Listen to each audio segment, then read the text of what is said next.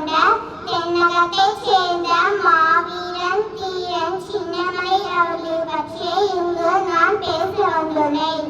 சின்னமலை என்ற பெயர் கேட்டாலே மேசிருக்கும்.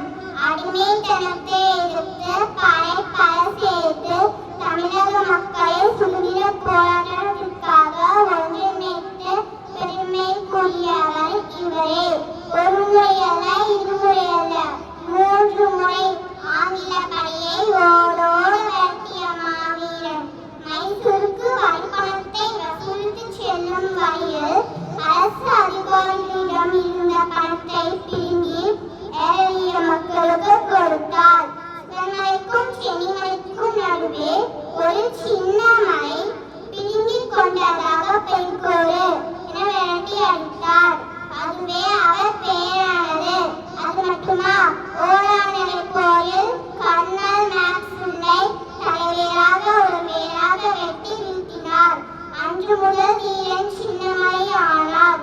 எப்படித்தான் தீர்க்கதரிசி சக்கரை தீரன் சின்னமலை ஆனார்? இவரது சுதந்திர போராட்ட வாழ்க்கை வரலாற்றில் 3 பெரும் போர்கள் குறிப்பிடத்தக்கவை.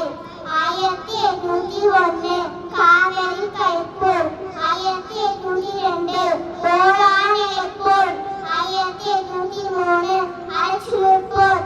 இத்தகைய பெருமைக்குரிய மாவீரனை நேற்றே இன்று வீழ்த்த முடியாத ஆங்கிலேயர்கள் சூழ்ச்சி செய்து அவரை கைது செய்து போலி விசாரணை ஒன்றை நடத்தி 31/5/1805 சங்ககிரி மலைக்கோட்டையில் தூக்கிலிட்டனர். இதுவே ஐயா தீரன் சின்னமலையின் வாழ்க்கை வரலாற்று. பேச வாய்ப்பளித்த அனைவருக்கும் நன்றி.